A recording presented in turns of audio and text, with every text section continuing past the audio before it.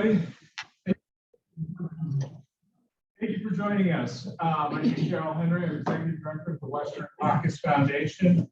Very happy to be here at the National Energy Center for Excellence at Bismarck State College to host a little Western Caucus mini ag summit. We like getting around to various states and locales across the West to do our policy forums and get different perspectives from different parts of the caucus. It's so wide and broad that even though it's Western, there's so many different interests involved in it. So doing that. So a little housekeeping as we start off here. We are live via our Digital Connect platform on Zoom, so that we'll have folks watching from around the country. And it is also open press. So I just advise everybody of that. And those on Zoom and here, while you're hanging out, watching and listening, don't forget to like us on Facebook and on Twitter so you get all of our feeds and stuff. And this will be rebroadcast in portions of it via our social media over the next couple of weeks. We have North Dakota Delegation here with us today, as well as some other special guests from North Dakota and South Dakota. And we will go through some opening statements.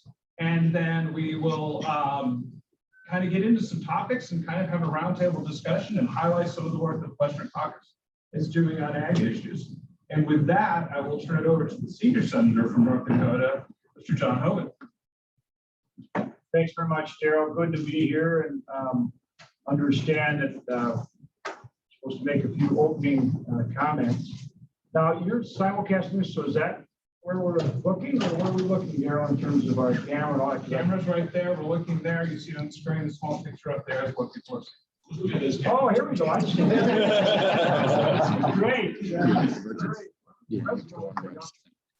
But greetings to everybody that's here in person and everybody that's joining us virtually. Great to be here with Senator Kramer. We enjoy working with him very much in the Senate as well as Congress. Aaron Strong. We appreciate all that he does in the House side. And then to all of you who are involved in ag in many different capacities, great to be here with you. And thanks to all of you for all you do for our farmers. So I'm going to touch on the drought assistance a little bit just to start out and get things going. Though we have gotten some rains here recently, and I see Julie across the table here. How's it? Hopefully you got some rain down on your ranch. I don't know, it's a ranch. And how much did you get down your way? A couple of inches, which is great. It's big help, and around the state it was a pretty good rain, pretty broad-based rain. But this has been a year where we had one of the toughest droughts that we've had. It's been very, very difficult for our farmers and particularly for our ranchers. And so we worked very hard all year on getting drought assistance, and we made good progress in that regard. Earlier in the year, we had Kushino, FSA administrator, out here several times, along with Richard Pornoy, the RMA director, to get both more flexibility for our farmers and what they could do under crop insurance, as well as some more help for our livestock producers. And as a result of that, that's helped some. For example, we've worked to pair the LFP Livestock Forage program with really modifications that we were able to get under ELAP versus the Livestock Assistance Program, which now covers not only providing 60% of the transportation costs for feed, but also up to 60% of the transportation costs for bringing water to livestock as well. So pairing ELAP with, and that's a permanent change.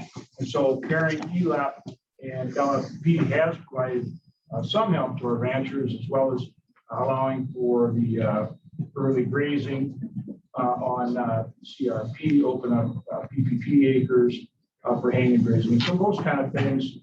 And that's helped to some extent. But obviously the pressure has been on our livestock producers because of the lack of feed and forage, and they've been forced to short herds, and that affects our youngest producers. And the folks that were trying to get into farming, that new generation, even more profoundly than it does the well-established ranchers. So we've also now worked to secure disaster aid here, and for much of the West, it's drought. In some of the eastern part of the country, particularly southeast, it's been flooding, some of the big I states have had the derechos. But as a result, we secured about $10 billion for disaster assistance. And there's two components to that. On the crop side, it's about $9.25 billion, which will go out under the WIP Plus format. And that will be for both crop years 2020 and 2021. And so that's a program that y'all know about, you worked with before. So it will be a matter of going into the FSA office and signing up for WIP Plus as you have in the past, as producers have in the past, and that program will largely go out under those parameters. On the livestock piece, that's $750 million. That we were not prescriptive in terms, the legislation is prescriptive in how it's provided. So we'll now work with USDA to deliver that funding for our ranchers. Let's say about $750 million. But we're in the process now of working with USDA figure out how to do that. And so it's a little soon on this state work period to get out and have roundtables on it, but in the next work period, which should be, I think it's that second week in November. Good luck with that. We hope to get out and have some roundtables around the state with our producers, particularly our livestock producers, our ranchers, and the various cattle associations, but then we'll also include our farmers and commodity groups and all of the various ag groups to really get input on both and try to keep USDA moving to get that assistance out as soon as we can, particularly for livestock producers. And hopefully the fact they know that this help is coming will enable them to go see their banker and so forth and make some arrangements, and they'll be able to keep more of those herds in terms of their core herd and not having to shorten them up as much, knowing that there will be some assistance there. So maybe between that assistance and some of these rains, it's a little bit more positive for our cattle producers. So I don't want to go on too long, so I'm just going to kind of cover that one. I know there's a ton of things to cover, supply chain issues, everything else, and I'm sure we'll get into all that, but let me stop there and I guess turn back to Daryl for whoever's supposed to go next. And I'm guessing it's you, just to make sure I'm following the proper protocol here. There. Senator Kramer. Thanks, Daryl. Thanks, John. It's always great to have a member of the Agriculture Committee at an ag summit, and then the rest of us just kind of lay back. It'd be easy after that. The reality is, a couple things I want to say. First of all, welcome to our guests from the other states representing members and committees. I'd love to say it rains every time we have guests, but it doesn't rain very much around here. So you actually got in on quite a party just watching the rain come down and going through some mud out at Jerry's place. Jerry and me, it's such great hosts and have such a great place. And thanks to the Domes for hosting and showing you some cover crops. Jerry, that's cool. And showing you how conservation works when you have the right people, the right producers, the right landowners, and the policies that provide the appropriate incentives. And so John just did such a great job covering the drought and the relief. He's gonna have a lot of fun here in the next couple of years as we prepare for the next farm bill, because there's some pretty big challenges right now as it relates to conservation title with the reconciliation package that runs the great risk of disrupting the regular process that has really been a staple for a good farm bill negotiation. I think, John, so at some point, we may want to talk a little bit about the reconciliation package, what Senator Stabenow is pushing, promoting in terms of both the policy and dollars on the conservation side, and how that could have a negative impact on the, I don't want to call it a formula necessarily, but the tradition, perhaps, of farm bill negotiations going forward. That's one area, one issue I put on the table for our discussion going forward. Also, of course, we're really right now in the middle, and I know a lot of you have already commented in the new Waters of the U.S. rulemaking process. So earlier this month, ended the first, EPA, U.S. Army Corps of Engineers, ended the first fact-finding process. lot of you provided input. This was more aimed at the federalism, tribal consultation piece. Veronica Fox and I just talked. Time is so deceiving, Micah. This week, someday, I know it was one day this week. She called. And she called because she's prepping for a hearing next week in the Environment and Public Works Committee on PFAS. But of course, I don't ever miss an opportunity to talk to her or others about waters in the U.S. and where we are in that process. And so, just as she promised, they've opened the portal now for input. So far, all of the WOTUS hearings and discovery and comment period has been virtual. I think that's going to continue. As you know, in the current process, they're asking for applications basically to be one of the 10 regional sites, but those will be virtual as well. But I continue to hold her to her pledge to me in her confirmation process, hearing that she will do a live one in North Dakota. So stay tuned for that. But you know, stay tuned for that. As Kelly knows, every now and then we get answers from administration officials that don't necessarily come through. But I'm going to hold her. I will say this: Ms. Fox and Administrator Regan have lived up to every pledge they made to me in terms of listening. I mean, John and I were with Administrator Regan in this building. It seems like last week, but it was probably 3 months or so ago, and had a wonderful meeting and good process. And he took in a lot of information from stakeholders, a lot of it related to waters in the U.S. She's been very responsive to me, and like I said, to the point where she actually called this week to talk about going forward. So I would just encourage everybody that hasn't to enter that portal and provide comments on waters of the U.S. As you know, we are living in sort of weird limbo.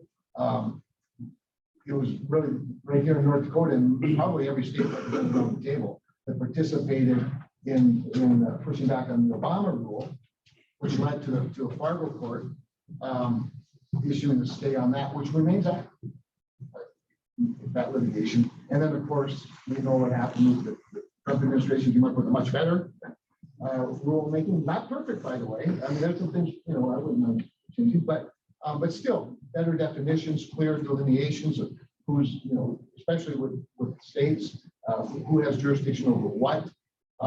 And of course, now an Arizona court has stated that, citing sort of ridiculous positions with no real evidence, but nonetheless, it's state. So the current administration is going through this parallel process, right? Repealing completely the Trump rule, and then of course replacing it.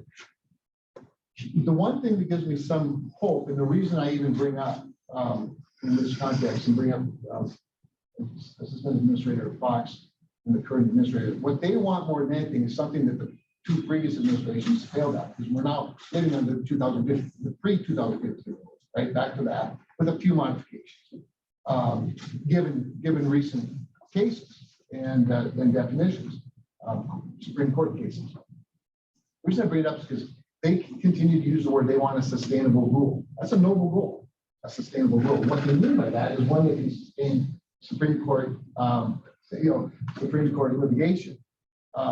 But just because it might be sustainable still doesn't mean it'll be good.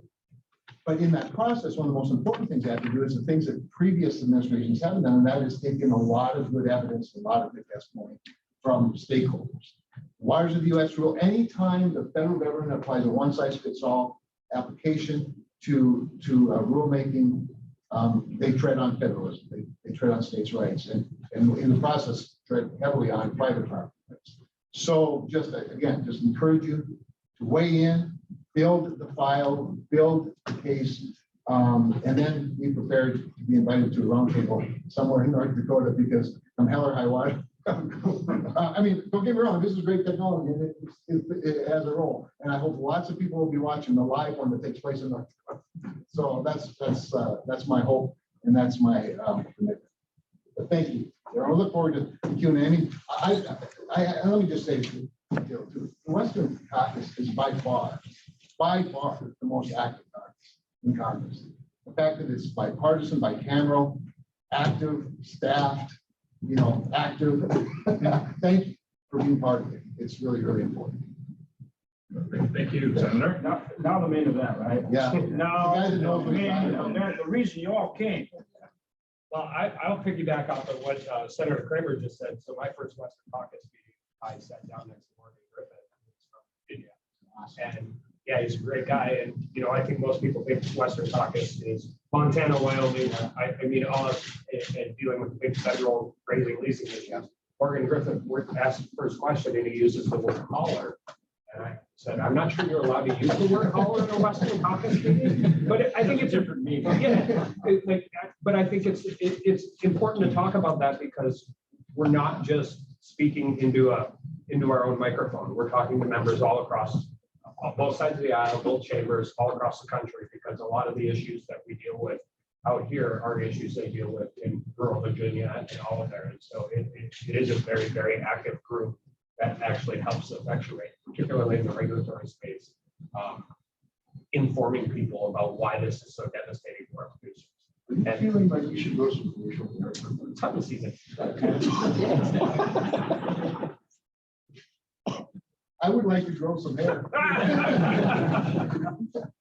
And then just to piggyback again off of what Senator Kramer said, when you're talking about water for the U.S., it's actually worse than that because at the same time they're trying to infringe on states' rights and have been trying to do so for over a decade. They're trying to open up the Clean Water Act to allow states like New York or states like Washington to stop our products from getting where they need to go. So it's exactly the opposite of the way it's supposed to work. Producing states should be in charge of production, but the federal government actually does have a role to play in interstate commerce. We know that as well as anybody in North Dakota because we're the geographic center of North America and we produce a lot of things we don't consume. So we deal with those issues. I've been pretty active in unique roles on antitrust, subcommittee, and judiciary, non-energy and commerce. We've gone through the drought, we've dealt with all of that, but we're also looking at a 25%, another 25% increase in fertilizer costs next year. When we talk about electrification and they talk about these things, if you can't get a load of potatoes from Grafton to Minneapolis and back in a day, that cost is an increase. It's not going to go to the consumer. It's going to be borne by the consumer, but it's not going to go to the producer. Just the weight of these trucks, when they start talking about these things, it ends up being an unfunded mandate on any county road that isn't built up to those specs as they continue to move forward. So these aren't just East Coast issues about whether you can get an electric vehicle from Hertz when you land at TCA. There's also a question where they would put all the charging stations, but we'll save that for another day. These are issues that affect us, and they're going to affect us, and they will affect our producers. We've seen stronger commodity markets right now. USMCA has actually done a lot of really good things for particularly North Dakota ag. Borders opening up right now, but what we can't do is have all of these increased inputs, whether it's in transportation, fertilizer, just the inflationary trends that are moving forward, because coming out of this year, particularly with the drought we've suffered, for all the different programs and structures, everything we move forward, we can't do it if every single producer in North Dakota's costs are going up 30, 40%. It just won't work. It doesn't pencil out. It's never going to pencil out. And so we have to always be conscious of that. I have a very great relationship with Usda Johnson, who's on the AEP. It works really well with energy and commerce and talking about the issues that are important to us. So I'm more interested in hearing about the issues that are important to you all from what you see, how we've gotten through the last year, which is amazing. 2 years with COVID almost at this point, and then what you see moving forward as the biggest challenges that we can help work through. Terrific. Thank you all. And appreciate it. Do you remember when the agriculture commissioner had facial hair? Well, he's so damn handsome. So we can pivot now to the state perspective of federal agriculture policy. Thank you, Daryl. Welcome to North Dakota. I understand that your first day here was certainly entertaining, informative, and probably very enlightening in many respects. Wanted to also thank Senator Holman, Senator Kramer, Congressman Armstrong, and my colleague from the South, the Honorable Hunter Roberts. Hunter, it's great having you here. Really appreciate it. I just had a chance about a week ago, 10 days ago, I don't know if any keep track of time anymore. We were at the NASDA, National Association of State Departments today, working on policies and issues, and I got to hand it to Hunter, his very first national meeting. We got right in the mix of it, and I really appreciate that. Few things I wanted to mention. I know that the good senators have already talked about this, and Congressman Armstrong said a few things about it, but our response to the drought this last year, I believe, was imperative, but it was also, I believe, spot on. And what a compliment to the state of North Dakota when Senator Hoban works with USDA to say, you know what, we've got a program here that has been working well, takes it to them and says, hey, this emergency feed transportation program, you should look at it. You should find ways in which you can implement it nationwide, and they did. That's quite a testament. I know I'm butting in here, but part of that is due to the fact that Zach Ducheneau and Doug Goring are good buddies and worked together for years as ag commissioners of North Dakota and South Dakota. So you need to take some credit there, my friend. Well, it's quite a compliment, and let's hope that when they get some of those policy and rules resolved, then we can actually implement our program, because we've had to put it on hold. And I know we've had a lot of questions about that, but I'm not going to duplicate what the federal government's going to do, but I'm going to try backfill and fill in voids and gaps, and we'll make it work. So we'll go from there. But thank you for all your hard work and effort on that. Water programs, we got a couple different ones going on in the state. I believe the state's been responsive with respect to that, and will continue to be as we go forward. I know we have a shortage of well drillers. We've been working on that behind the scenes, finding some different avenues and ways in which to make that work. I appreciate this venue to have congressional staffers and members attend and want to be interested in what we have to say. That's meaningful.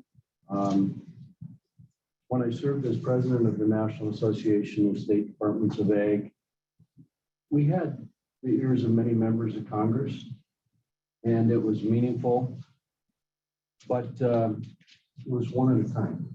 So we have a lot of important people here, and I know that staff is important, because when a member can't be here, at least they're getting information back, and that's key and that's crucial.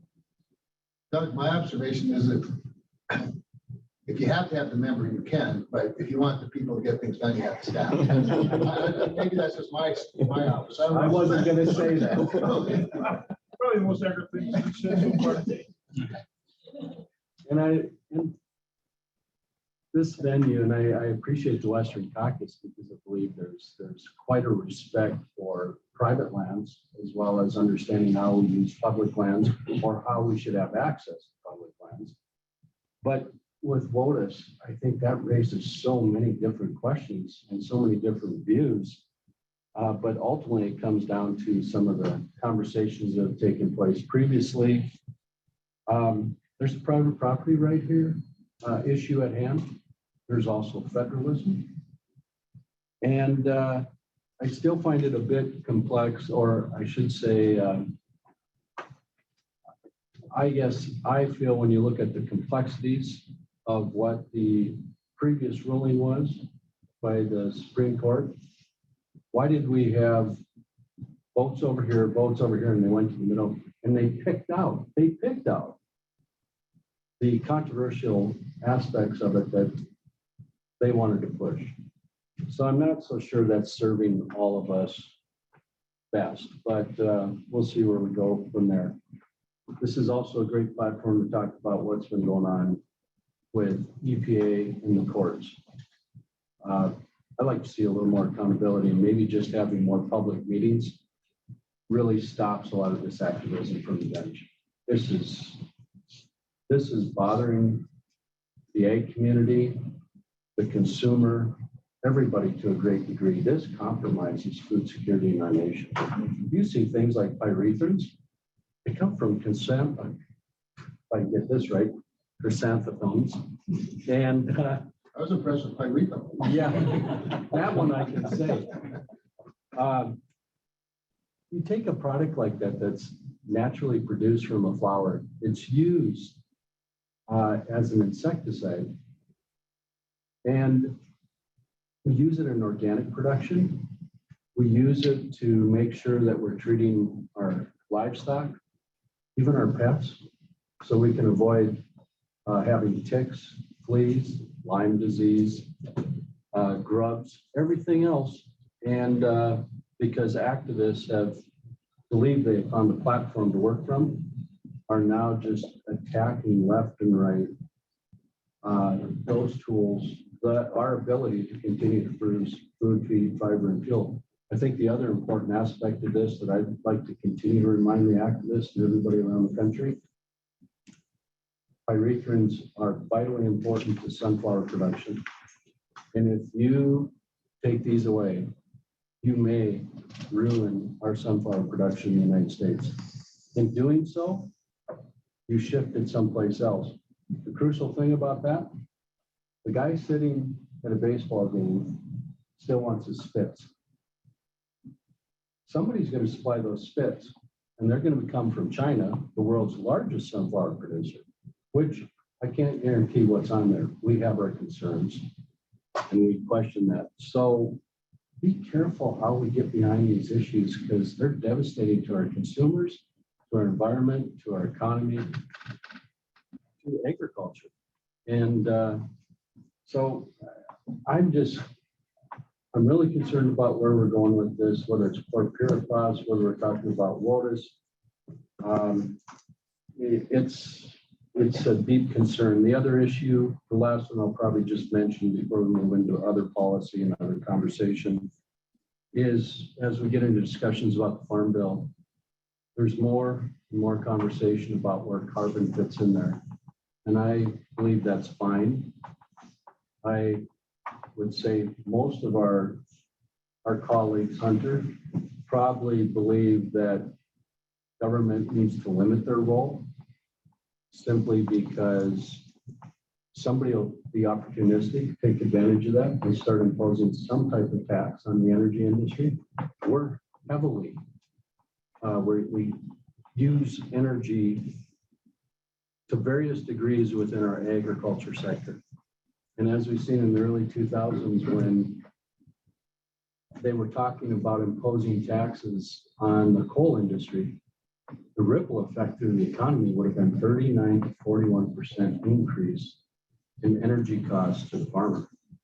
So even though they were enticing you with, and I'll use Central North Dakota as an example, $6,700 check revenue for the year, ultimately in the end, you would have been net negative because there would have been a $16,000 to $28,000 expense attached back to the energy cost for manufacturing, for processing, repairs, supplies, equipment, fertilizer, the electricity we use. How about the pumps out on the oil and gas fields that are being used? Everything translates into an extra expense for the consumer and for us.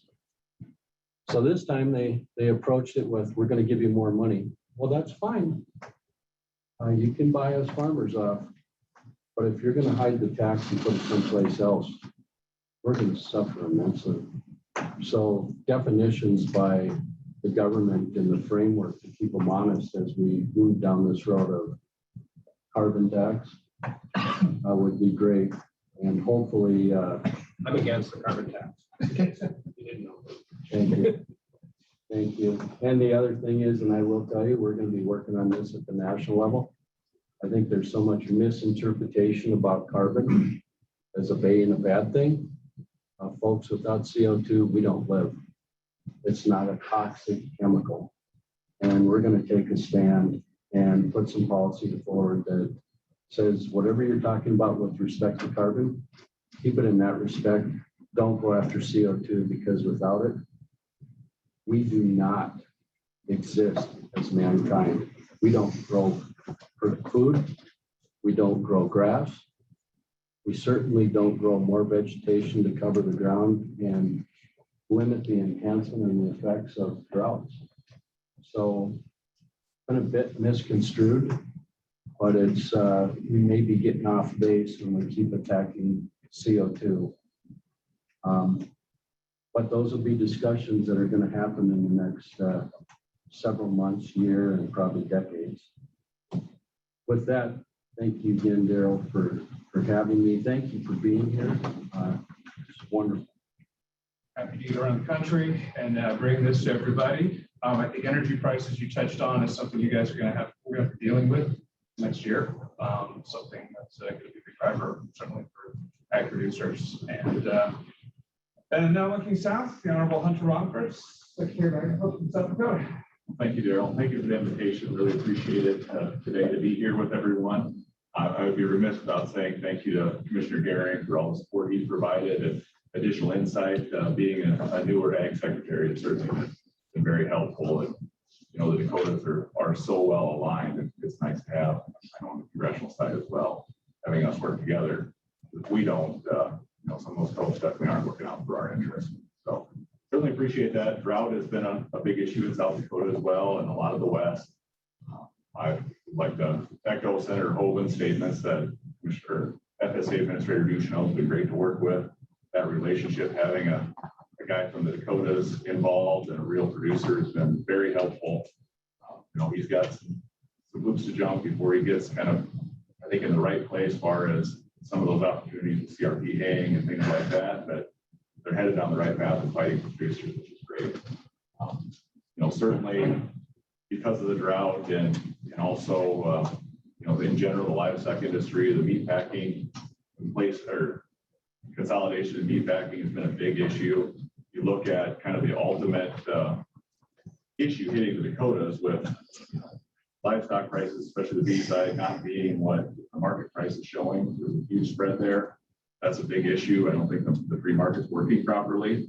Certainly appreciate help from the consumer side and from the producing state side on ways to relieve that for our producers and give them a fair shake in the free market. So they can compete. We just need to make sure it's aligned right. Additionally, you know, risk management tools on the livestock side just aren't there like they are on the commodity side. So crop side of things has been all over the place in South Dakota, but surprising, kind of as dry as we were. And then prices are obviously up there. So it's gonna, and with the risk management tools that are out there, I anticipate we get through this pretty well this year, especially with this last round of rain where, you know, our producers are the ultimate optimists. They're looking at kind of next year. We got good rain this last few weeks, and even the end of August in South Dakota, we got some good shots that kind of started to turn things back. So we're hopeful for that, but we all need to work together to look at how we can help that livestock industry. I guess my perspective is land prices being where they're at, really the livestock side of things is a good way for our young producers to get a foothold. Just the capital costs involved would be much less.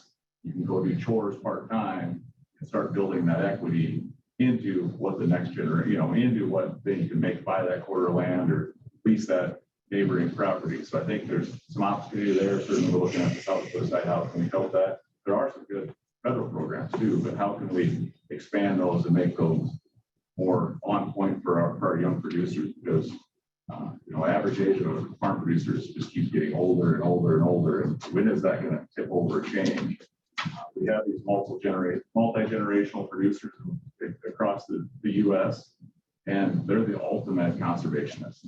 So how do we get that next generation back on the farm that's doing those long-term generational decisions for their family to maintain that property that provides their sustenance?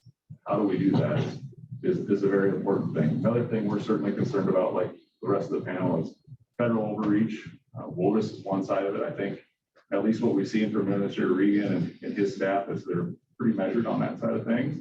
But below the radar is, you know, environmental justice, which, you know, seems more like social justice a lot of times. And where is their statutory authority to that? You know, I work with a lot of engineers and scientists, and we like to follow the science. It doesn't matter where projects are going or what permits are needed. You need to follow that science. It's not just kind of what the demographic there is there, in my opinion. So if we're not doing our job protecting those areas from over pollution, then what does it matter what the social makeup is? We should just be preventing that, negative environmental outcomes in the first place. Additionally, our economy is going very strong in South Dakota. Workforce everywhere is a big issue. I know there's lots of ideas to spend big money on infrastructure and things like that. I know our plan in South Dakota is to spend the latest round of the ARPA funding on a lot of infrastructure, broadband and water and wastewater, rural water projects, which we think is a good long-term spend of that funding. I know there's an infrastructure bill out there, and then the big $3.5 billion gorilla or $1 trillion gorilla in the room too. I don't know who's going to do all this stuff. How are you, if you have that type of infrastructure funding, there's 5-year limits on it or things like that. We don't have the workforce to do that. And it's going to be all these states competing against each other to do it. I think my perspective is maybe we can ramp up 50%, kind of what we've been doing historically. But we can't triple. We can't spend that money that fast without creating huge inflation and still not getting these projects done. So, that's certainly a concern for our state, but it's also been an opportunity with these federal dollars that we hope to invest in long-term improvements for our state and opportunities in our rural ag sector for sure. So with that, certainly appreciate being here with the panel and working with you all, and look forward to diving into some of the more minute issues.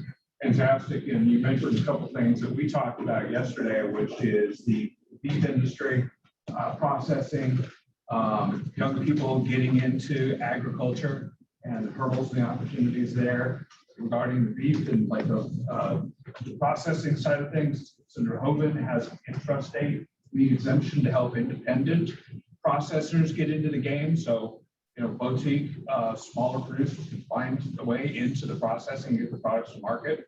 So had a very exciting and interesting tour of some different farming practices happening here in North Dakota and some serious conservation efforts by Black Flag Ranch facility. So if you just want to introduce yourself, say a few words before we get into the discussion. Yeah. Well, thanks, Daryl. I really appreciate the opportunity to be here and visit with lots of old friends and met a lot of new folks. I really appreciate the guys that were out yesterday at the ranch. You said it, Senator Kramer, the staff is important. And we had they heard a lot from me yesterday, but it was a lot of fun, and it was rainy, which was a good thing, and a bit muddy in the field, but they were determined to go out. So we went out in 22 species cover crops and showed them how we build soil health back, how we try to get rid of those winter feed costs, which is our biggest cost as ranchers. Horseback? Why do you take them on horseback? Well, we tried to get Daryl out of Buffalo. Daryl wanted to see the herd of buffalo, which was a few miles away, but we had 3 big bulls in a corral, and I told him we'd get a quick video if he'd climb on one. Exactly.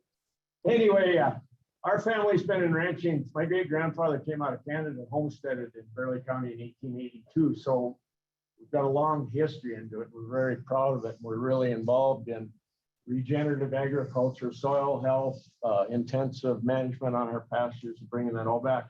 And I guess I'm a bit weird in that I've got 4 kids that went off to college across the United States and worked somewhere, and all came back to North Dakota and all wanted to be involved in agriculture. Now, my daughter's not directly involved, but she does a lot of things to help. But all 3 boys, and that's why we stacked enterprises. We're a little bit different too, but it makes it fun. Part of our whole goal is telling the positive story of agriculture. We've had people from all 50 states and 40 foreign countries at the ranch, and I can tell you their perception of agriculture is not good. Not everybody, but some think we ruin the waters, we ruin the atmosphere, we beat our animals, we do all this stuff. And if they spend a few days, they're like, wow, you guys really do believe in this. You're committed to improving our natural resources. But then before they leave, they always challenge me. Tell the story or you're going to have more waters in the US or crazy regulatory things to put us out of business. So I always try to challenge folks. We don't do a good job because we're an independent group in agriculture of telling that. And we're fortunate because we have a facility and we're able to do that. So we're proud to do that. I am also here because I am president of North Dakota Grazing Lands Coalition. We're a advocate for the grazing land in North Dakota. And I don't know if you guys know this, but we've lost in 200 years, 75% of the native rangeland in North Dakota. Now I get it. We're a diverse agriculture and there are a lot of great crops and I'm not taking that away. But if we truly believe in the great things that rangeland do, maybe we should pay attention to the last 25%, the beauty, the diversity, the sequestration of carbon. I'm like, you having trouble with these words. But so we're all about, and we have a group of mentors, producers like myself that go out and help young people try to set up grazing systems, try to figure out how to make this work, maybe look at holistic management, all that. We've become very active in that. And not that we're going to save everybody and fix the world, but sometimes having somebody to hold your hand a little bit that's been down this path is good. And so we've done a lot of that. The thing is, I agree with you, Doug. We're really involved in this carbon. There was two of us got to speak with Robert Bonney at USDA for an hour. He said all the right things to me about carbon, but I'm still scared to death. You know, I think agriculture can be the solution to this climate issue. And we don't have to I always tell my group, we don't have to worry because they get into the politics of it. And I'm like, don't worry about the politics. Let's just do the right thing on agriculture's behalf and don't worry about that. And agriculture can be the solution if we'll let it. You know, I'm going to throw this out here because I think it really caught my attention. We hired at the Grazing Coalition, contracted with Rebecca Phillips. She's Dr. Phillips. She spent a bunch of her time at USDA or ARS in Mandan. And she ran the numbers on, and I'm not opposed to the CO2 plant don't take this wrong at Bell or Richardson. But 93,000 acres of grazing land, if we sequestered a half a ton of carbon, would do what that plant's going to do. That just tells us agriculture can be the solution if we incentivize so that we do the right practices on grazing land and even in our crop production and things. We can be part of this issue and bring agriculture back. And I think the carbon thing, and I agree that we've got to be careful we don't let government get this whacked out. But we've got a bit of an unfair between crops and livestock again. And this could be a big help for livestock if we can find some incentive ways to help us do the right thing to help with that issue on climate. So I'm pretty gung-ho on all that. I think we can do a lot of things. Daryl, you brought up, and we had a great discussion yesterday, and we can talk about that more. And I know, Doug, you're involved in this, and you guys as well. This packing issue, we've got a lot of young producers that are in this farm to ranch to consumer. That's a good thing. Some of them are waiting a year to get into a small packing plant. On ours, we have to go clear to Hazen. It's hard to find a USDA inspected plant if you're trying to mail order beef or take it out. On the buffalo side, and we raise a lot of buffalo, and we do buffalo meat as well. South Dakota has a portable slaughter plant. They'll come in and do 30 on your ranch.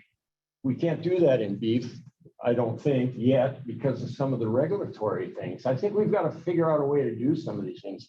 We've got to figure out how we keep these young people involved. We're doing a poor job of getting young people in agriculture. Just for you guys' information, Starian Bank is gung-ho. They're a community bank, North Dakota. We just did a holistic school for them on our ranch for 3 days. They are gung-ho, not to take away from mainstream ag, but for producers that want to get into soil health and finding ways to stay in business. And they're fired up, and we're doing the next one on succession. They said one of their biggest issues is agriculture doesn't have succession plans. There's going to be a huge turnover in land in a few years, and we better figure this out if we don't want the Bill Gateses and the Ted Turners owning all the land in the world. And I don't know them personally. They're probably good guys and mean well, but we want this in the hands of family farmers. You're laughing, I know, but seriously, don't we? And we better figure this out. And so I think there's some ways that I think we can incentivize some things for a young producer. So taking a little longer, Daryl, than you want, and I don't want you to get the big cane off. So I don't want one. yeah, I really appreciate being here and look forward. And I really appreciate all you guys and the discussions we had yesterday. We had a lot of fun. So thank you. Thank you for your hospitality, and it's even more hospitable when you go to a ranch for the brewery. Yeah, they kept wanting to cut the tour short and get to the brewery.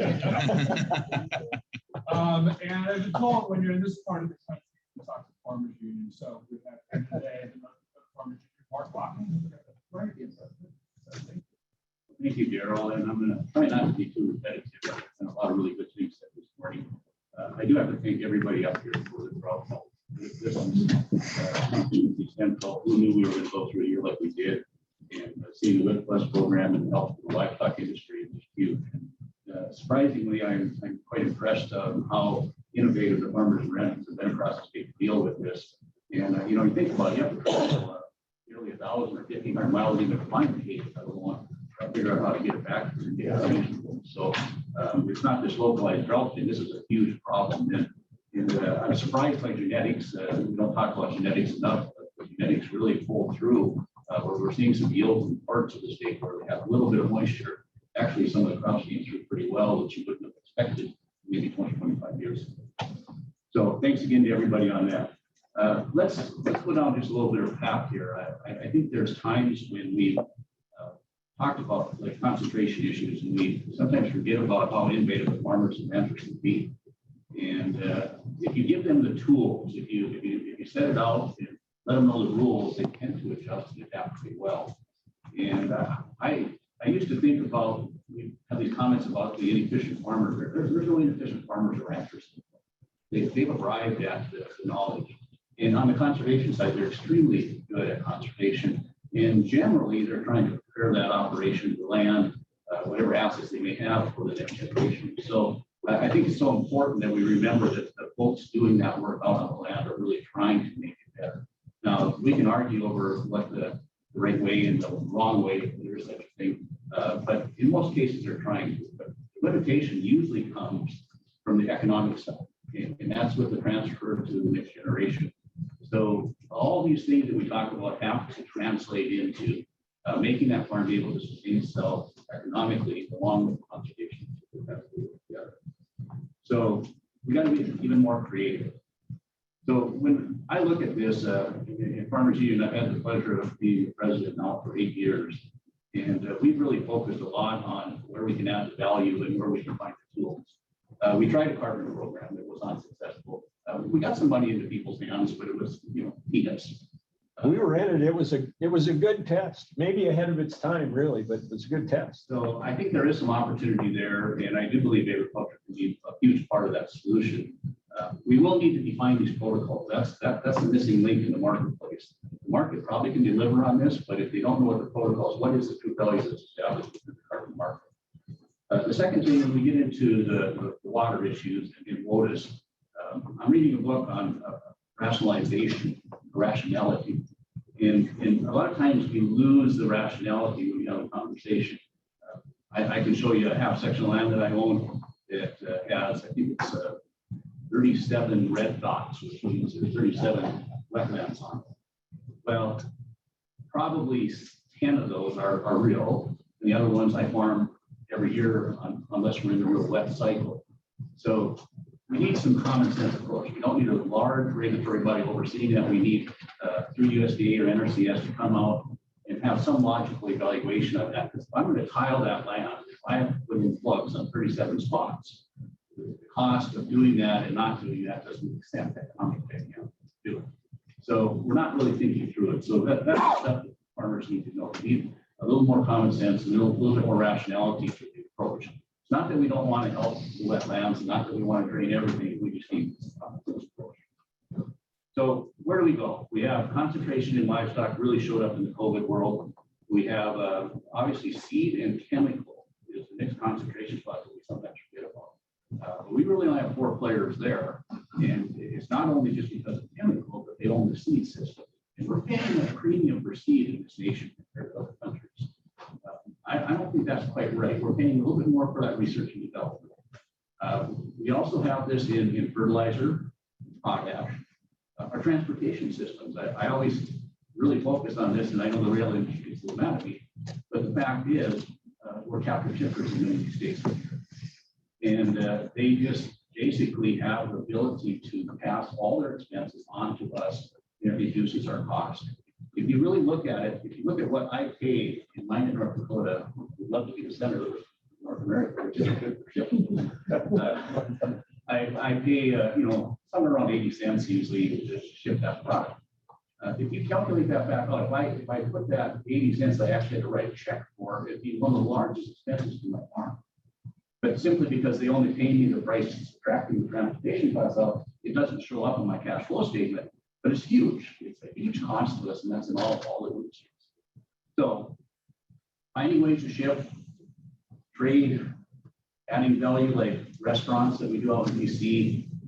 We have rendering plants in the farm organization. We're trying to get one in North Dakota to help these small processors, because that cost of rendering and getting rid of the product that you can't use, it's too big of an expense for those small processing facilities, beef processing, to handle if they're going to have to compete at all with the big boys.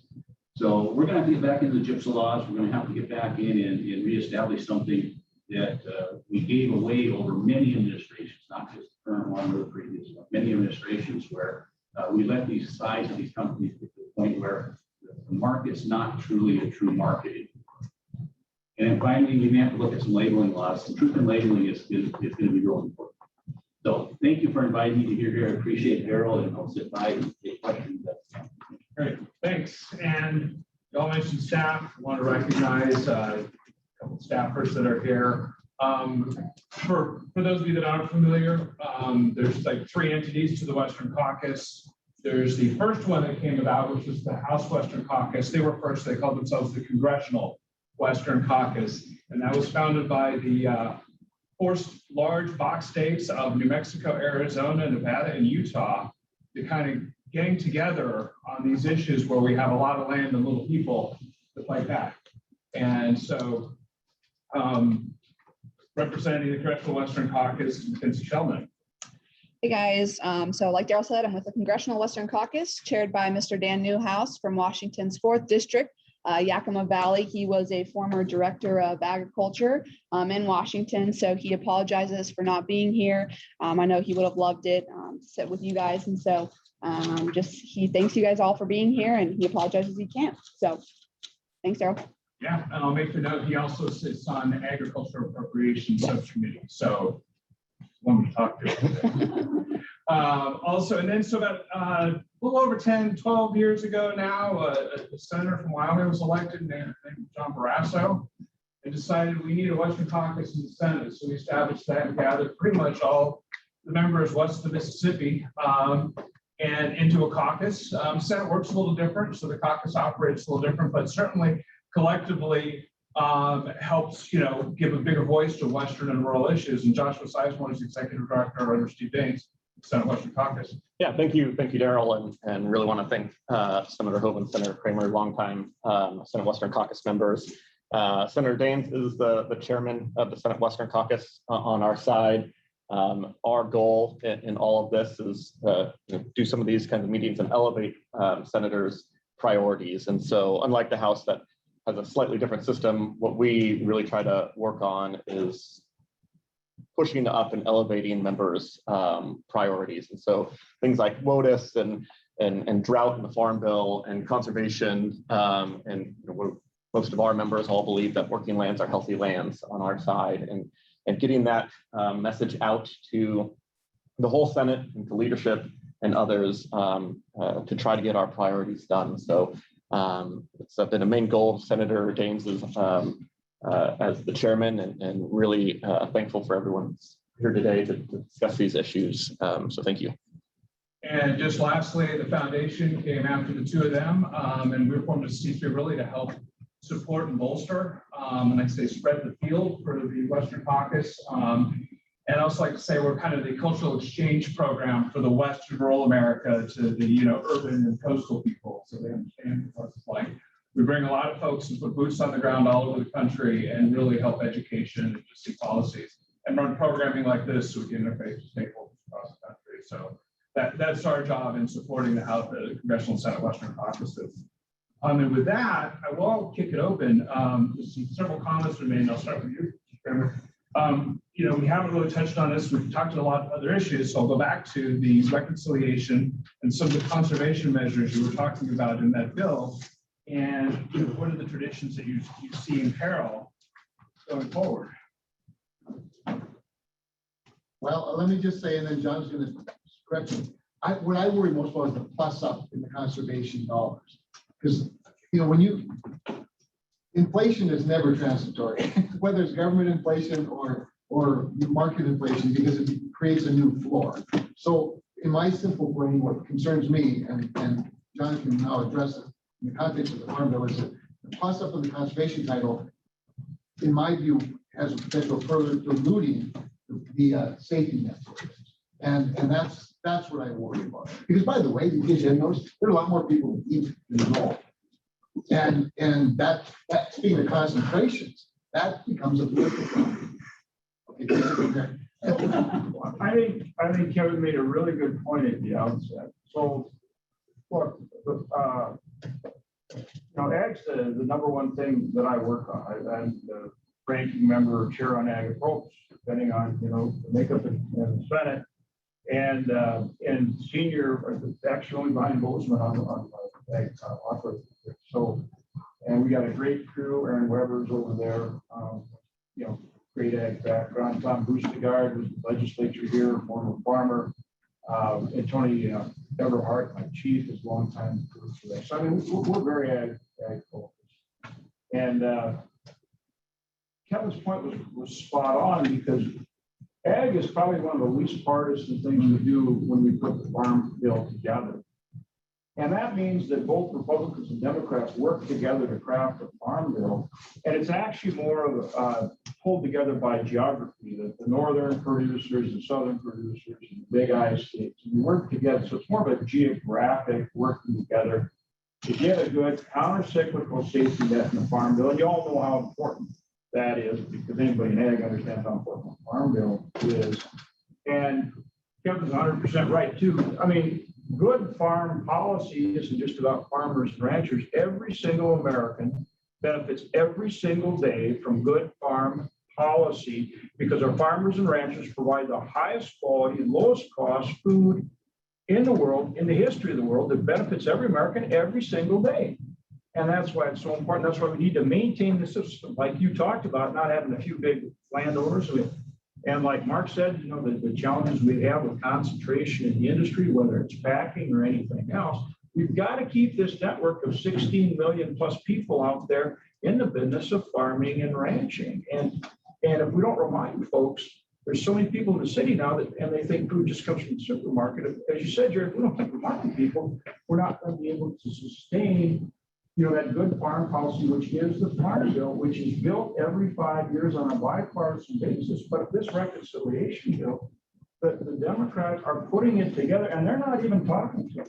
They're completely closing us out of it, and they're affecting fundamental programs that are in the farm bill, and that we fund through ag appropriations, through the Credit Planning Corporation, and all those things. So it's really creating, I think, a problem. I mean, first off, the $3.5 trillion is a big problem because it's a big spending, big taxing program. Taxes are very bad for agriculture and for everybody else and for small business across the board. So obviously, we very much oppose it. But Kevin's point is right. It also is going to affect things like the future farm bill in an adverse way, because it's not being built the way we build a good farm bill, which is on a bipartisan. Okay. Yeah, I think one of the things I don't think we talk enough about on the reconciliation bill, I mean, we spend a lot of time talking about the price tag, we should. But when you create all these new cradle to the grave programs, federal government programs, they'll never go away. They don't go away once it starts. So, and it continues to move all the way through that. I mean, particularly on some of the environmental stuff and some of the restrictions. This isn't designed to keep our environment clean. It's designed to make our lives harder and to outsource our guilt.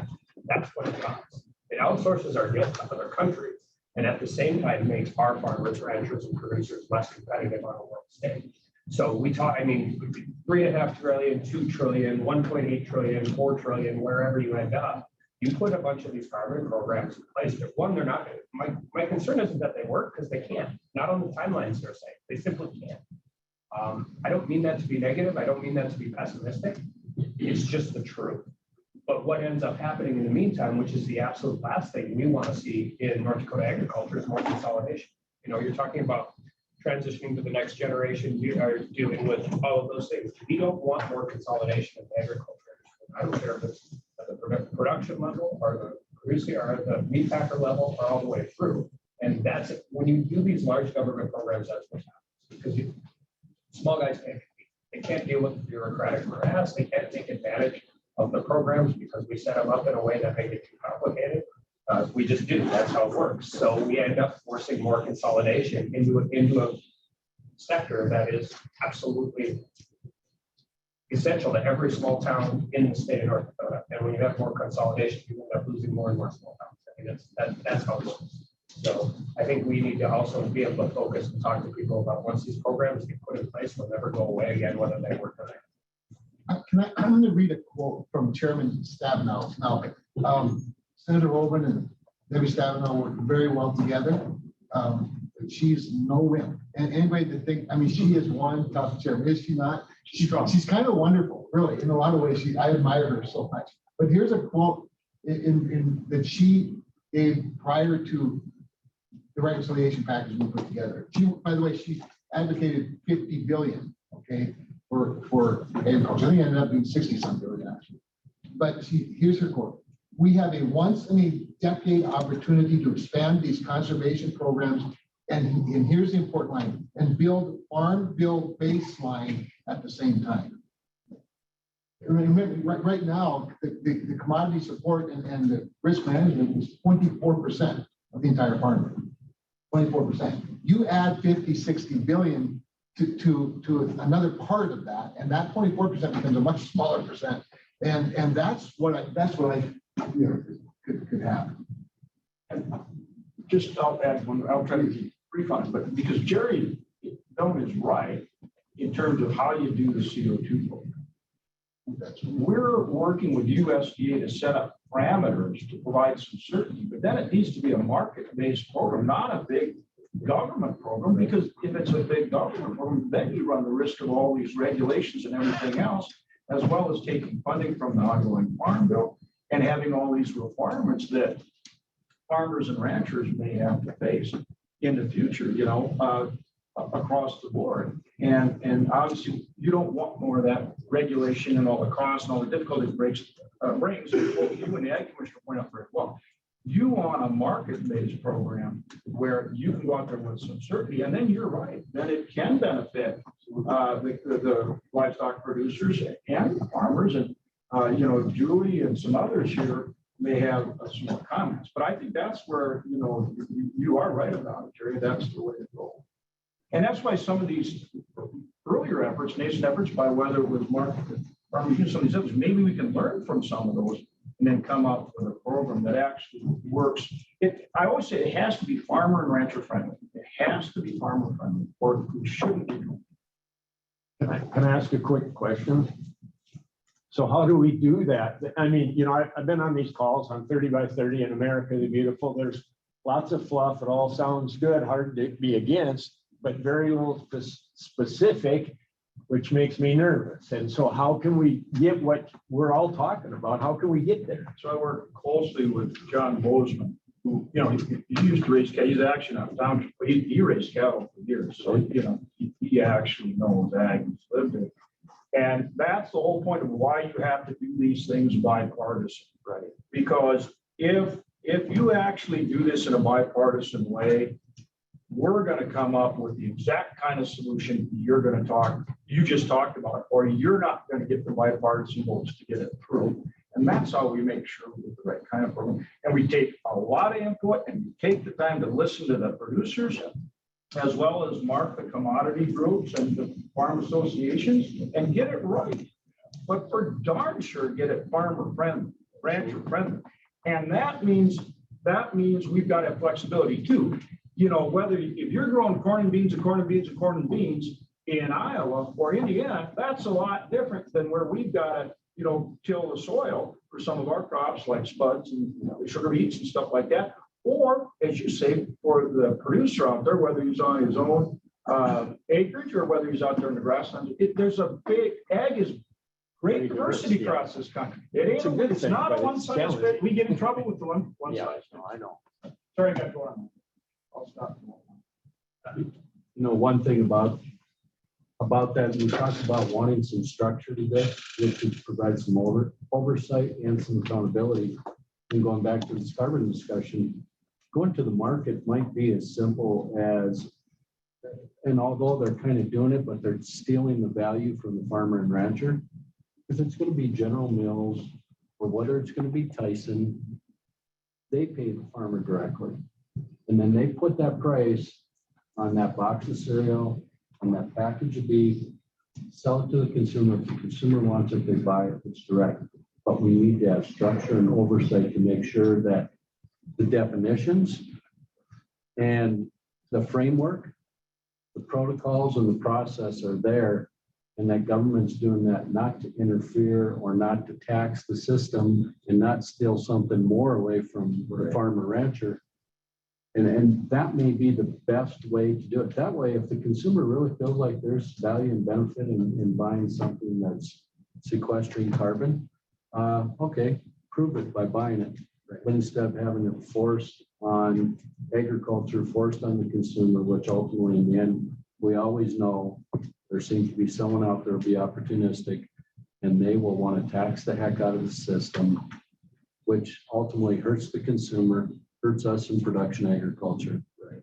So I'm really, and I appreciate the knowledge and the background that we get probably from the Western Caucus to bring this forward. To say, whoa, wait a minute, because there's some out there that have some ideas that scare the heck out of them. Heard you all mention 30/30 has come up a couple times, so I'm going to just kind of highlight this and give the Western Caucus a little credit here. Senator Daines and Congressman Newhouse and their staff and their teams worked on a whole conservation document, really, because as you said, Jerry, there's a lot of talk, but no specifics. So what does 30/30 mean? What does Make America Beautiful mean in the sense of tangible to farmers and ranchers and people, not just public lands aspect, but we're worried that this was going to morph into very much the agriculture industry and the landowners and the grazing parts. So you guys want to touch just for 2 seconds on Yeah, what you guys came up with? thank you, Daryl. And so this was a document that we had worked on for a long time to get, and we got a lot of members on board.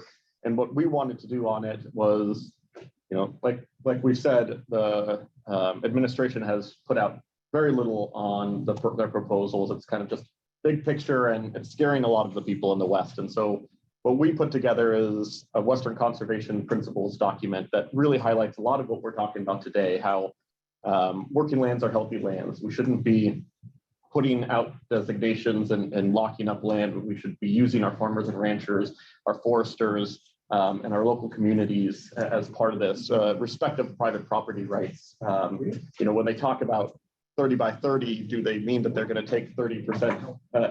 Is it just federal land or is it all private land as well? And so ensuring that we have those things in place.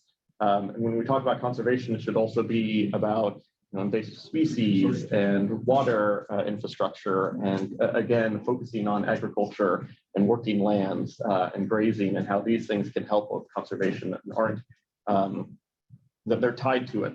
Our farmers are original conservationists. I mean, they know how the land works, they're closest to it. And so that's what we really wanted to focus on. And we said that to the president as, if you want to take this seriously and listen to the people of the West, where the vast majority of the land is, this is the principles that you should work on. So. Yeah, and I would just echo, it's conservation, not preservation. And I think those two words get misconstrued way too often. And we end up with large designations like Bears Ears National Monument, 1.6 million acres. I think everybody here knows that 1.6 million acres is a lot.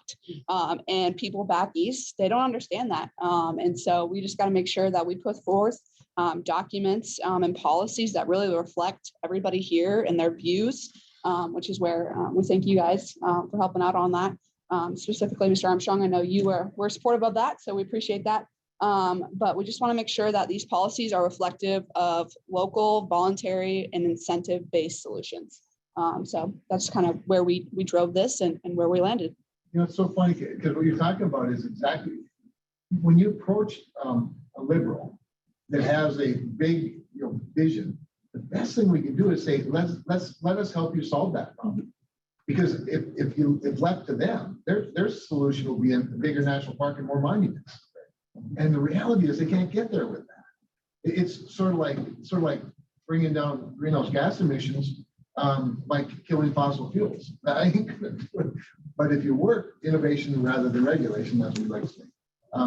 You can help them solve their problem or their challenge. And there's a model for that, right? It's the wildlife groups. They have really changed over the last 20 years how they interact, because they have recognized, it doesn't matter if it's Rocky Mountain elk, Pheasants Forever, Ducks Unlimited, they figured out and we've had our own local fights and those types of issues, but they've figured out that if you don't bring the landowner into the conversation and you try and push this from a different way, you don't just lose the farmers and ranchers support, you lose your membership support. And the model for that has worked. I mean, it's been interesting to watch those groups evolve into how they protect habitat and those types of things. So, well, when Mark farms those little red dots, that becomes food and cover. they may not be instead of a gray matter, Well, and I was going to point out on that, the problem with that argument is the federal government, there's two different ways that works. They force you to do it yourself, or they incentivize you to do it. But there's a third answer that's accurate. Don't do anything. They're dry 90% of the time or whatever, right? And they don't even factor in the third of it. They're like, well, we can build this program, so we'll pay you to tile those. Well, how about just no? Just no. He's a radical, that one. Congressman, if I might, to dovetail with what you said on the wildlife groups, the other thing they learned was you can't take the livestock off the land, and that was not always the case. The question came up, Daryl, you remember it yesterday. Somebody asked me, what happens if you take the livestock off the land? You desertify the landscape.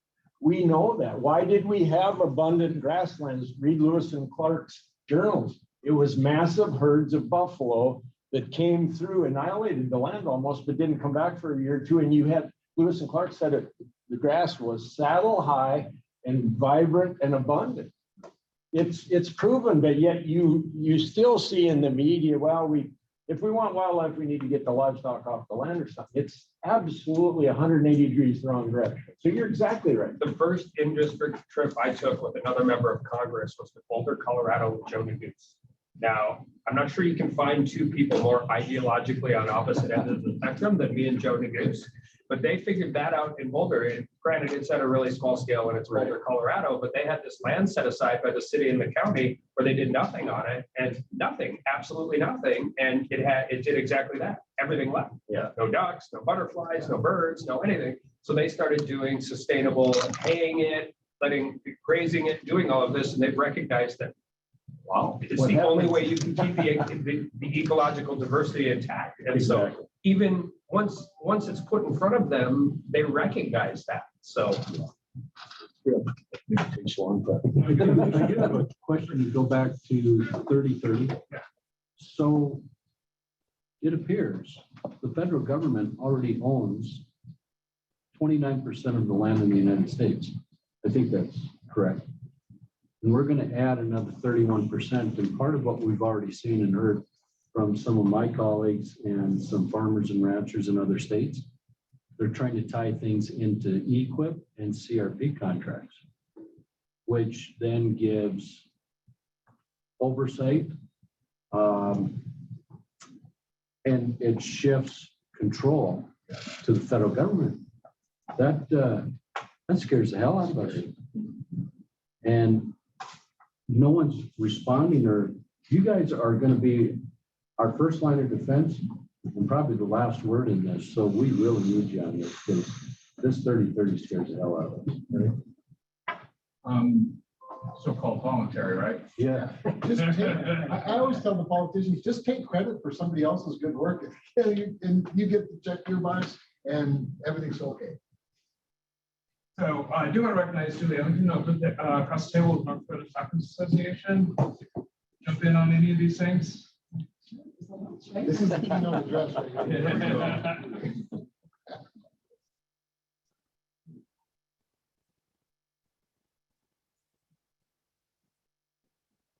Certainly, not only the kind of ideas that we had talked about, but just quantifying the science that we have, making sure that that's part of those discussions. We are already there with all kinds of things on the land. I think it's also important that we both require the federal government to use those same kind of best management practices on their own land. Ensuring that we have livestock grazing, ensuring that we have appropriate wildfire prevention tactics put in place, preventing overstocking of wild animals on federal lands, all the types of things that we do on operations every day. And so that too, I think, should be expected of the federal government. A couple of the other topics I'll circle back on, WOTUS, all the things that have been said, certainly important for our producers. We made some significant progress with the Trump rule. The thesis that we're looking for in the livestock industry is to retain, in whatever the new fashion looks like, are the important agricultural exemptions, stock ponds, prior converted crop lands. Those pieces alone are significant and big steps ahead that we had made that are reflected in whatever the next product is. I also wanted to express our thanks regarding the drought support. ELAP improvement, significant, impacted literally every North Dakota livestock producer, along with the state programs that you, Commissioner, were part of, and so many in this room. A couple of things that kind of come to light that I think continue to need some work on some of those programs. We talked about the livestock forage program and some tweaking we could probably tackle through the farm bill related to contract growers and some of the ambiguity about rate of aid and some maybe arbitrary language that could still need some work. Also looking at emergency pay of CRP. And I know that there was some limitations that prevented that from being allowed during the primary nesting season, which was important this year. I know that you have some legislation, Senator Hogan, that establishes some triggers. I think that we have a similar policy about creating that certainty. And so instead of having to wait and wonder, when we hit that spot, that we'll be ready to roll. One area we haven't really talked about yet, tax policy. We talked about encouraging young farmers and ranchers and having sustainable operations. I think the statistic I ran across is that there's 4 times more livestock producers 65 and up than there are 35 and under. 4 times more, with nearly 400 million acres expected to change hands in the next 2 decades. So things like stepped up basis and the fear of capital gains tax and the death tax, I think, are significant, not only for livestock producers, but across the spectrum and farm, small family businesses. And that really will need to be a focus, I think, as we move forward for our entire state moving forward. And I guess there's a couple of other quick topics, the importance of dealing with concentrations and such. Certainly, the Department of Justice investigation into the meatpacking industry is important. It would be great if we had some kind of update on where that's at, and maybe some of those outcomes can help find us some direction of what policy changes would be appropriate, coupled with the continued focus on diversification of the marketplace. We've had some success with our state programs, with these processing grants, as well as at the federal level. More options to more people will help us create some stability, I think. Those are just a couple of things that came to mind, but I'd be happy to take any questions or continue to listen to the others in the room. I appreciate being a part of the conversation this morning. Julie, I might ask you, maybe elaborate a little bit on the concentration issue, and specifically knocking on the area Mark had mentioned earlier, the legislation, to just create more interstate commerce opportunities for it. Well, we're blessed, right, Doug, because we in North Dakota have had a USDA recognized state program for inspection program. And so I think for me personally, and there's what Prime Act, which I've always been supportive of, working with, even now Rand Paul and Angus King on custom opportunities, but we're still talking about going up against really big dollars, right? So I'd just be sort of interested in what others might think about opportunities to enter the market.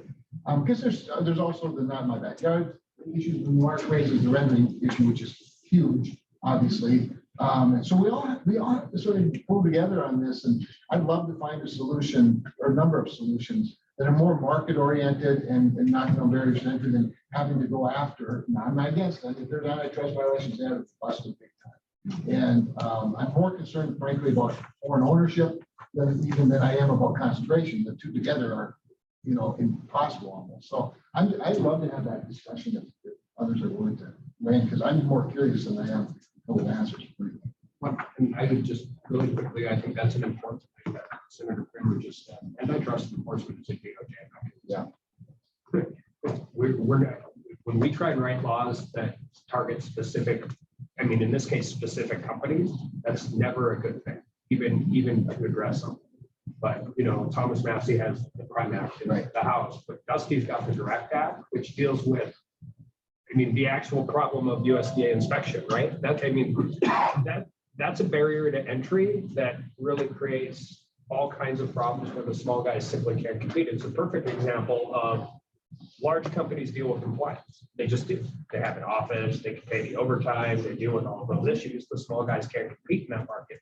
So I think that bill is a good way to start on a lot of those things, because I also think there's a cultural shift, right? People are more into farm to table types of issues and those types of issues. So I think if you allow those barriers of entry to go away a little bit, it's not going to be a silver bullet. There is no silver bullet. But we also have to watch, and then I'll try not to listen to other people. California now basically has a law where each chicken needs its own acre and its own hot tub. And all these different things. And so we're going to start having, those different fights where, some of the largest consumers of our products are going to continue to try to dictate how we do that. And we know how to deal with, the argument against the Direct Act it'll be from the four banks is who it'll be from is safety is going to go out the window and everybody's going to die. And we just know that's it. So this is a really a huge issue. And it's time that's went by with allowing not limiting the ability to have tough scenario really set a stage and stuff. We can't continue to ignore it. It needs to be addressed. And obviously you can go through the court system where you can encourage Department of Justice to really step up and use existing laws. And then if there is some tools that need to be adjusted, that's where Congress can come into play. We're currently part of a couple of lawsuits where the good news is the judges are joining them all. The judges think there's merit. There's merit to have depositions of merit to this. Now, that's an extremely slow process. And you can spend 5 years on it, really wins if anybody wins. So we got to start looking at what we did. And I know we went through country labeling and trade issues and so forth that kind of limited our ability to do that. But the fact is, these companies that, especially the beef industry, have this ability to report and have inspections for the USDA label. And we all talked about how the consumer can be fooled. But the consumer believes USDA label is a US product. And when we fall underneath that camp, we have a problem there. So even a small startup here that gets really innovative, I think that Oklahoma down there is now got the Oklahoma label. South Dakota might be working on one. We actually need a US label. We have states to sell across borders.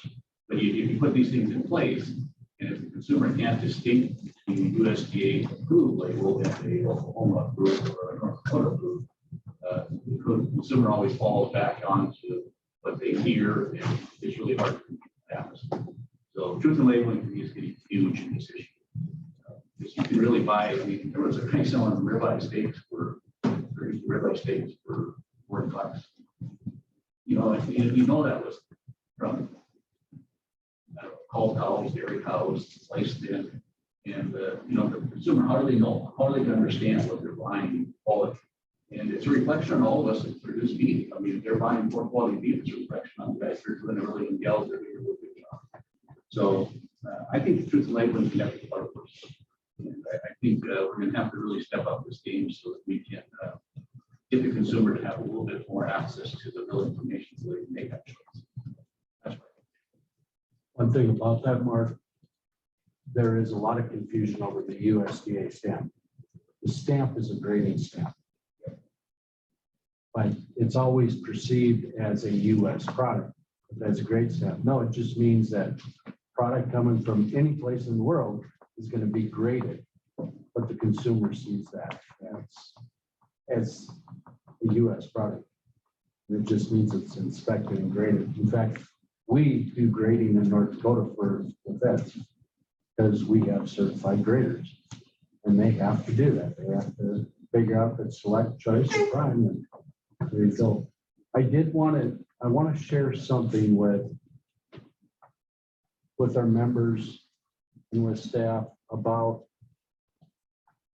a couple things that are a problem in our programs, our meat inspection programs, our meat facilities.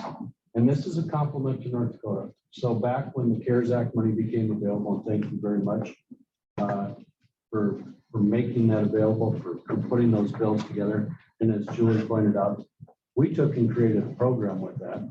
It was to help out the small and mid-sized packers and even some smaller federal packers to increase capacity and efficiencies. We actually increased capacities in North Dakota 226%. It was a good thing.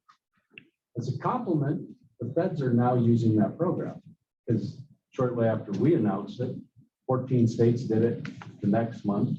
That was last year. And the federal government's now going to do this. My fear is that how they determine and how they will get those funds out could actually create more imbalance in the situation. You can't just say a small mid-size, no federal facilities are available. Give it to the states. We can determine, we know the landscape, we know what's going on, instead of the feds trying to manage this and figure out who they're going to give it to. Give it to the states. We know our businesses, our people, our situations better, and we can help out the federal plants that actually need it, should get it, and address it. The one thing, if we could ask, and I know you guys are probably going to end up in this conversation again, because Mark brought it up, and we've actually identified through some studies and some work, rendering is the biggest thing that's killing our packing industry when you're looking at the private sector. And it's because they're going to pay $79 to $139 just to get rid of the offal and everything else as a private small packer. But the big guys, they've got markets established globally. They're making upwards of $180 for every animal. Yeah. So you already see an inverse and a flip there. It's going to be tough to compete against that. And the last thing I would ask, and this is something that may need some intervention from Congress. When you look at our programs at the state level, and this is part of why South Dakota, Wyoming, and Montana have fought this battle with them, there's the term equal to and same as. The feds require our programs are going to be cooperative interstate meat shipment, which we were one of the first states to do it in the United States, to be the same as. The problem is the auditors and the inspectors that come to our plants and our facilities, they know nothing how a federal plant operates because they're not allowed to actually go into a federal plant, although they're supposed to be putting federal oversight and program requirements into our program and make sure we're compliant. It's arbitrary and it's wrong. But FSIS has been difficult. So you guys, I know it's a tough lift and they're going to fight you on this one, but if there's ways in which we can start bringing in a little bit better accountability and a pragmatic approach, just be fantastic. They like to take a lot of programs from us in North Dakota, and that is a compliment, but I'd take a little common sense too. I think we would always, three of us would always tell you, we'd love to have states administer all kind of things. We think North Dakota do a much, much better job than the federal government, and that's true of most states, maybe not every state. So we're lost anyway. We're all for that. And Jared, I'd be interested to hear your thoughts on the concentration issue. because I think it's going to take all of these things. I don't think it's any one thing. I think we've got to get DOJ to do their job. As Kelly said, rightly so, and he's a lawyer and he knows this stuff really, really well at a level far beyond what I know about it. But I think he's right. DOJ's got to do their job on antitrust. We got 4 big factors that control 85% of the market, and one's owned by China and one's owned by Brazil. Only 2 are domestic, and I mean, good heavens, if that's not, a antitrust situation, then what's antitrust? Kelly can explain that one to us maybe, but so they got to do their job. And then we got legislation. We got multiple kinds of legislation, and Darren Webb over there could probably enumerate all the bills we're on, but there's 2 kinds of legislation. One is forcing better pricing, transparency, and trying to force more competition in the market by the big boys. And then these bills that we're all on to try to create more competition. Like you mentioned, the Prime Act, that's an example. And the South Dakotans are on some, we're on a number of them with Mike and with JT. And then also that we're on another one where we're back to what Mark Watney was talking about. How about a little truth in labeling, And so right now we actually have a bill with the South Dakotans where we're saying to USDA, get your act together and get some truth in labeling going. So I mean, there's multiple different types of legislation to go after this concentration. And we need to work on all of them, as well as getting the agencies like DOJ and USDA to do their job.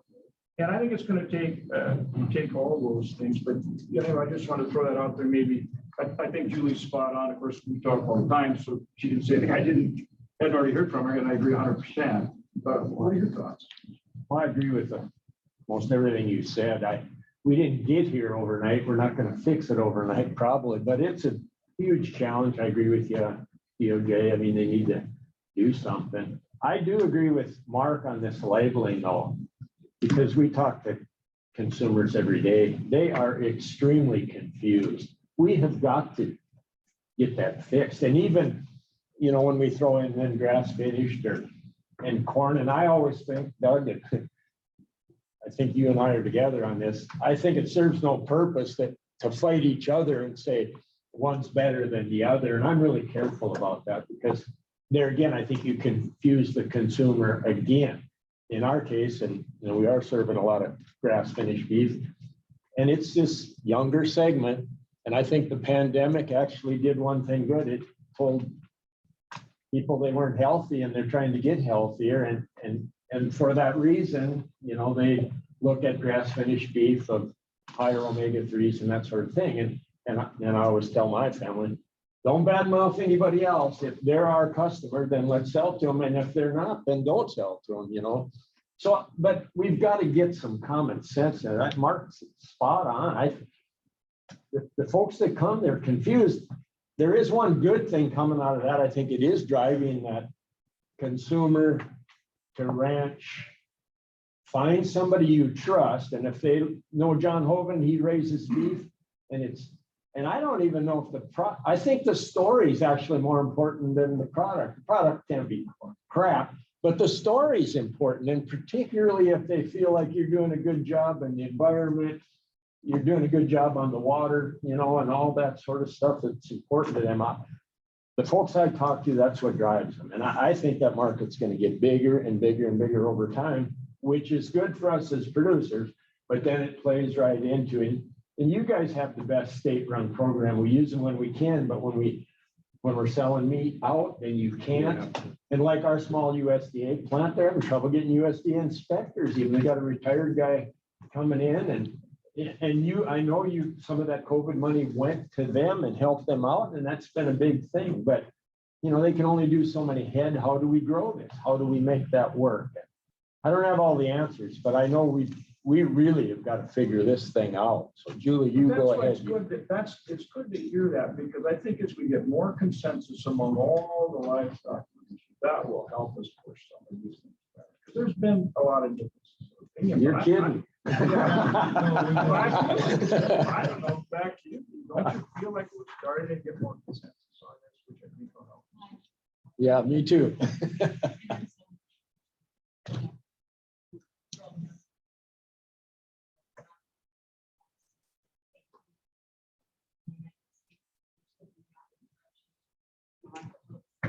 Yeah, and that would be the same across the country. You know, unfortunately, the most divisive issue that I've been involved in my career has been over country origin labeling, even though we all have that same base goal. Some people think it should be mandatory, some people think it should be voluntary. Where I think the sweet spot is, and maybe the Western Caucus can be the leaders in this, is, you know, we know that we've had WTO rulings and we are subject to tariffs. You know, there's difference of opinions on how to go about it, but how can we find something where we can achieve value and create the differentiation that the consumers deserve and producers also at every level? I think that we need to take a look at some of the proposals that USDA is considering now regarding the product of the USA, upping the ante, if you will, before we can slap on a product of USA product by simply slicing and dicing, and creating more value in those process verified kind of labels that there is some verification. That maybe is the sweet spot where we can capture some of what we're all after, that or something similar. But there's too few of us to fight over this, and we all have the same base value. But if we can do it in a way that doesn't subject us to tariffs, then we're all better for it. Sure. You've never thought about this, I'm sure. You know, one thing that hasn't been mentioned is prices. Thank you. I was just- You know, that's certainly an issue for a lot of our feeders. Gotten up those cattle and you don't know what the market is. You're hoping for one call nowadays instead of 2 or 3 like it used to be, or knowing what's sold at the market or local market. I think that's a lower level opportunity to kind of start that ball rolling. So there is an open market or more transparency in what that market is. Additionally, I think, you know, there's lots of different good ideas here, that there's a lot of support across all of agriculture. And we need to start taking those bites of that prime ribeye now to get it done. So, you know, whether it be labeling, price discovery, helping small and mid-sized producers enter the market and grow their market, getting to that, you know, young mothers are huge into this stuff, knowing we sell some of our, you know, sell a quarter at a time, a few of them every year. And, you know, it's my buddies' wives that want that. And that story of that being born, raised, fattened right on the ranch is a big story to tell, and they certainly appreciate it. Then they get the product and realize how good it tastes too. It's just it's a game changer. So it's a great opportunity there. You know, obviously the DOJ thing is something that is what it is, and we need you guys to push that. I think the positive on that is the chicken ruling. The negative is it's still DOJ. Yeah. It's still DOJ antitrust. It's slow and it's cumbersome, it's all of those things. So I think, you know, we continue to, our office things up every couple of weeks. We get the same answer you do. Well, and then the congressional delegation, this is a consumer issue too. You know, the beef producing states, the livestock producing states, we need to reach out to the coastal states that have a lot more consumers, because they like a lot of these ideas too. It benefits their consumers. That additional knowledge, additional price transfer, additional competition is going to help them and their consumers buy better, cheaper meat too. So we need to continue to spread that amongst just, I know I work with Governor Nome on that all the time. You know, it's nice to talk to our 9 or 15 big wheat producing states, but realistically to have something. And we need to talk to some of these other states that have a lot of customers, consumers. So how do we get to them? How do we cross that aisle or work within our aisle on kind of getting some of these things across the finish line, because they need to happen. Trying to defer back to the delegation here. So you raised a good point. How do you know, took a long time to get here. How do we start unwinding some of this stuff? How are the next steps? How do we get through the legislative process on some of these issues? Certainly given the situation where we are now. Well, I mean, like livestock mandatory reporting, we've got a number of, Deb Fisher's got a bill that requires, you know, based on more cash sales reporting. So we have legislation on price discovery. As Kevin mentioned, I brought up earlier, we have legislation that goes to trying to get more alternatives, like Jerry talked about, you know. So in-state slaughter where they can actually sell interstate. Inspection issue is a big issue. We got to streamline that so that, you know, in South Dakota, you've done a lot of work down there. Mike Brown did a lot of work on that when he was governor, but how do we stream, and Doring's done a lot of work on it too. You know, we've got to help create more alternatives to marketing through the big packers. Then we've got legislation that tries to force USDA to get at this labeling problem that Mark talked about. And, you know, that's why I mentioned the consensus thing, because, you know, Stockman's, for example, Farmers Union have had different ideas on how to approach cool and labeling. So Julie's 100% right. We've got to find the sweet spot, but we can't move legislation until we build some consensus on this stuff. Same thing with the factors now. I think, you know, we've got legislation, grassroots legislation in there, which I'm on. It's 1514, right? Who calls that one? But that's all about trying to force more, what you just said, price discovery. Now, none of those are perfect, but that's why I say we got to work on all of them. Try to, I think, effectuate, you know, a solution in this area. And that's, again, why each one of you have added a piece of, to the puzzle, and I'm hoping we can pull those together. That's what we're trying to do. You know, one of the first baby steps that has been taken, and I think the answer is all of the above, by the way. But one of the major steps that's been taken that was very difficult to get under previous leadership of the, I'll leave it at that, is having a hearing on for price transparency. That was not an easy, that was a tough thing to get done in the United States Senate for a few years. We're doing it, the Democratic controlled antitrust committee in the House. Well, I mean, so I give a lot of credit to Senator Holman, Senator Bozeman, and Senator Stabenow for doing it. Yeah, no, it's 100% right. That wasn't like a slam dunk to get that, I'll tell you. So anyway, you're right. We didn't get here overnight. We're not going to unwind it overnight, but consensus is an important part of it. You know, I won't get into more details. I would just, without getting into the details so much, I think one of the ways we can continue to do this, and I think the supply chain issues and COVID have actually helped us, call out the absolute hypocrisy. Yeah. 2017, we banned imports from Brazil because of safety concerns. They'll say that if we allow state inspectors to do this, we have safety problems, but we'll import all this beef from Brazil at the same time. Who has, I mean, they did one on-site audit. They're like, okay, the entire country is good now, right? You're talking about how we get consuming states to want to buy our stuff, because if we tell them our story, we're right. But that you can continue to do every time you have the opportunity to use whatever bully pulpit is going on. And everybody here should do that, because that's a very easy thing for people to understand. Now, wait a second. You're saying the Ag Commission of South Dakota is not capable of doing this, but we're just trusting Brazil now? I mean, and you bring it back home, you bring it into the places, and you can continue to drive that conversation, because there is no answer response to it. I mean, there's no real response to that. Against it. I mean, we know exactly where it's coming from, and that touches on labeling and everything, but you can do it. We can deal with we lose people's attention span in 15 seconds.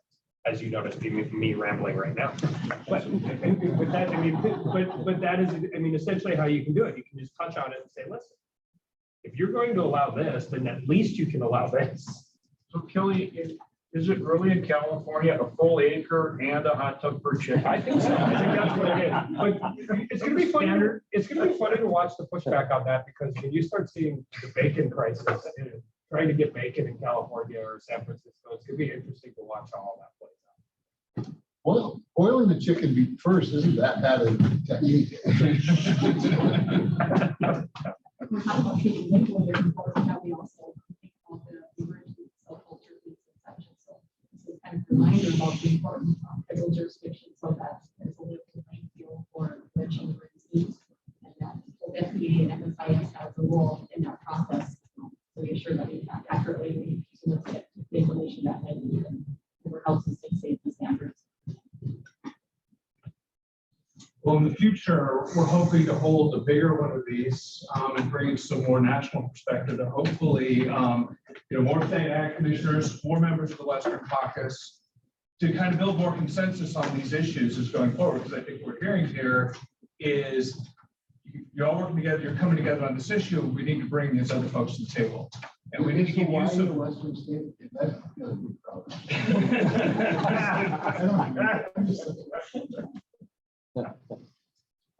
Yes.